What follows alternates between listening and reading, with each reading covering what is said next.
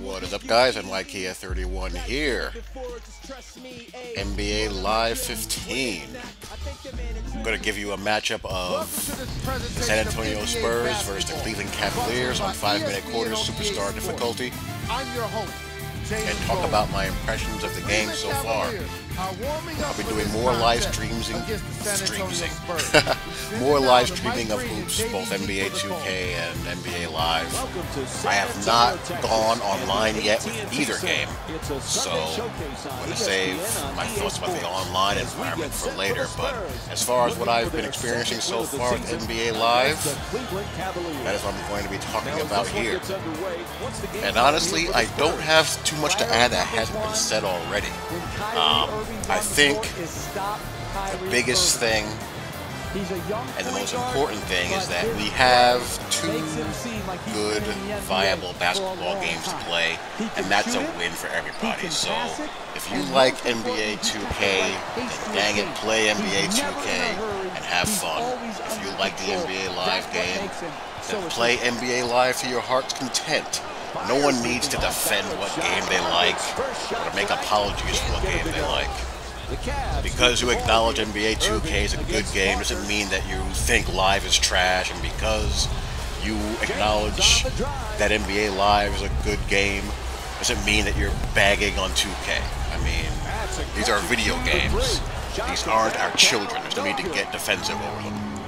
They're different games, and that's okay. They should be. It would be absolutely pointless if they were exactly alike. So enough of that. Let's get on to the game.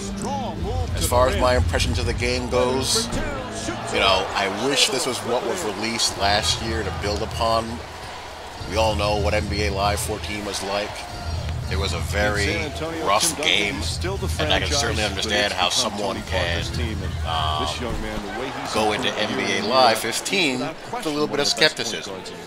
This isn't NBA Live 14. This game, for the most part, plays very clean. Visually, it looks great. I love the player models. The crowd looks great. The court looks great. The lighting is very well done, I think. I like the way it moves as far as the flow of the game. The pace of the game is really nice. It does suffer from some animation pop still. And you really see this when the ball is being passed. The ball can really do some odd things when it's traveling in the air, when it's being passed. You also see animation pops with animation transitions. The game still kind of struggles with that. It's much, much smoother than it was last year, but they still need to do some work as far as having the animations seamlessly transition in a smoother, more lifelike way. That's one of the big things that are holding the game back still.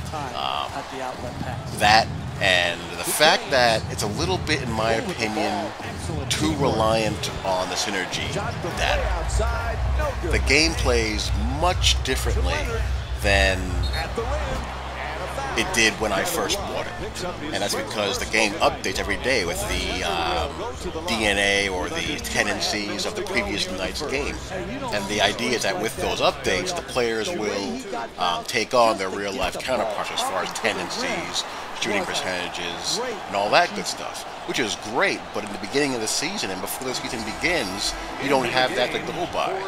It'd be nice if the game had last year's dynamic DNA or synergy, whatever the heck you want to call it, to at least give us something out of the box to, you know, get the guys flowing in a more lively manner, as opposed to waiting for the synergy updates to kick in. Great idea, but the game is a little bit too much of a slave to it, in my opinion.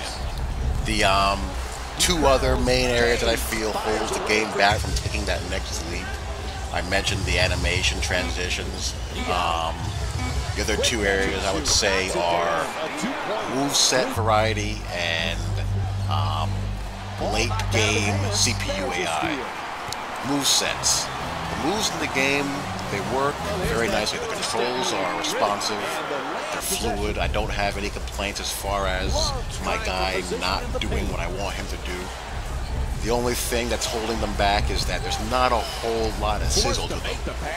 Like, for example, especially in the post, you have your back down, You can do shoulder fakes and up and under fakes and all that good stuff. Post spin, left, right, drop step, hop step, fade away, hook shot left, hook shot right. And that's pretty much, and that's darn near it. I mean, there's not a whole heck of a lot of sizzles in the post game. It's very basic, very rudimentary, and if you're looking for signature style, you're not going to get it. I mean, you can do a wide variety. You can do, shot fakes and all that kind of stuff. And, see some pretty nice up and under animations, but you're going to see them across the board from every post player. You do have signature dribbling animations, and you have your size-up animations and signature shots. But if you're looking for signature movements across the board, they ain't there. Again, everything is functional. I mean, I can live with the functionality, but as far as personality, there's not a whole heck of a lot of individuality to the movesets. Late game AI, you're going to see some questionable things at times. You see it in this game as well, as far as shot selection and score and clock awareness, which is strange because outside of those situations, the CPU plays a good game. You'll double team and rotate well. You'll get the ball to the right guys, again, based on the synergy data and all that good stuff, and generally play a good game of basketball. The rate of, contested shot makes, especially when you're playing on Superstar, which I am here, is kind of annoying. But the game seems to balance that out, or attempt to balance that out, by a large number of blocks on default, at least from what I've noticed. Again, here I am in the post, trying to get something done, and I could get out to Patty Mills, nice court spacing, nice flow. I love the tempo of the game. But I think what they need to do is to smooth out those rough edges that I mentioned. Again, some of that will be able to be solved with the synergy data updates, and also add some personality and some life to the game. Again, nice little post spin and reverse layup there. But any decent post player is going to be able to do that. Pick and roll, as far as passing the ball out of the pick and roll, it may be a bit overpowered. I haven't gone online yet, but in my opinion, it's a little bit too easy to thread the needle with the pass and the pick and roll to the guy who's rolling. Contact in the paint. What I like is that you can't just spam the right stick and the triangle button modifiers anymore. You're going to run into people, you're going to lose the ball, you're going to get called for offensive fouls, and you just can't completely disrespect people as far as your positioning in the paint for dunks and all that stuff. Does not seem to be quite as true for layups, especially in the open court fast break situations. You can kind of move off of guys for layups, and you'll see Tony Parker do that in traffic a few times here in this game, where he's just kind of moving through traffic to finish in the paint. So it seems to be better as far as dunks and dribble moves and modifier moves than it is with layups. Like here, LeBron just bowls over me.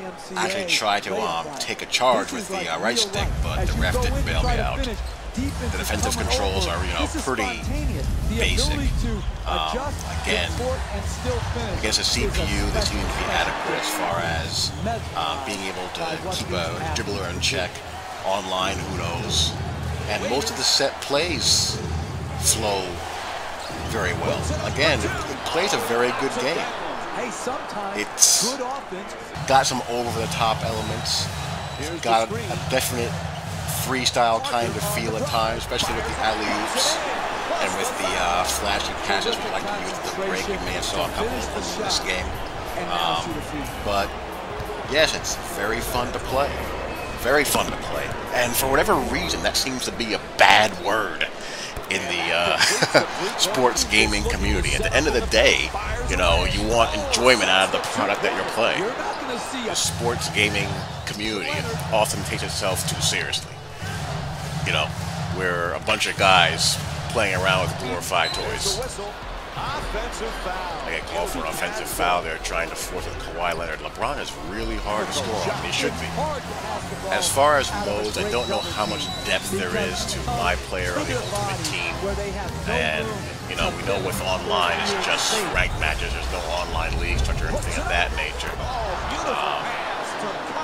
But I was hesitant about the possibility of this keeping me engaged enough to have a franchise on my own, but as I've seen the game update and I've seen the players play better and play with more aggressiveness due to the synergy updates, I'm a lot more optimistic in that. I'm really looking forward to playing it online and head-to-head against other people. I think that's going to be a lot of fun. And you see the CPU trying to, you know, come back. But yeah, overall, I like the game. I like both games. They both have things that are appealing to me, and you know, they both provide a little something different. I can easily see myself going back and forth. I'm going to upload a full game that I played using the Raptors against the Heat, and also do some more live streaming of this game against the CPU and also online, and also with NBA 2K. So, lots of fun to be had on the hoops front as you see me trying to salt this game away. I should be able to do it in pretty good shape. I'm up 7 with 20-something seconds to go.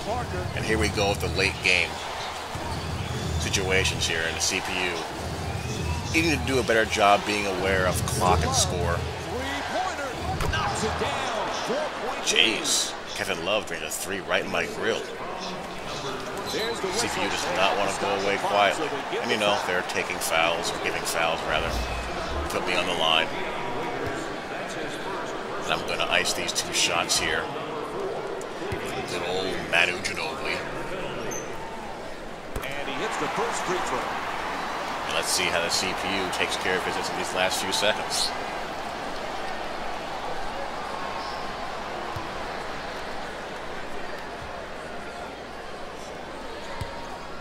Player models look nice, no complaints there. Nice job at the line.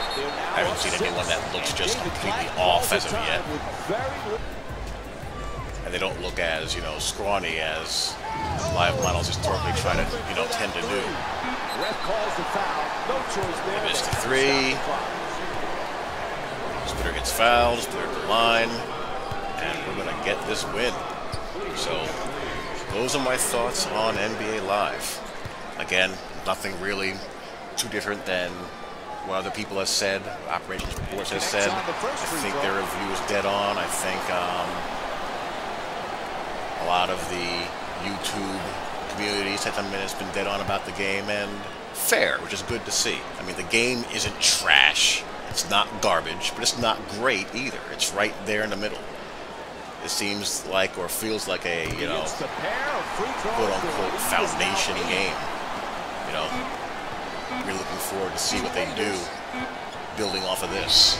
It's not a very, you know, bad building block at all. So, there it is. Spurs beat the Cavs. Hope you guys enjoyed. Love to hear your thoughts. Talk to you all later. Peace.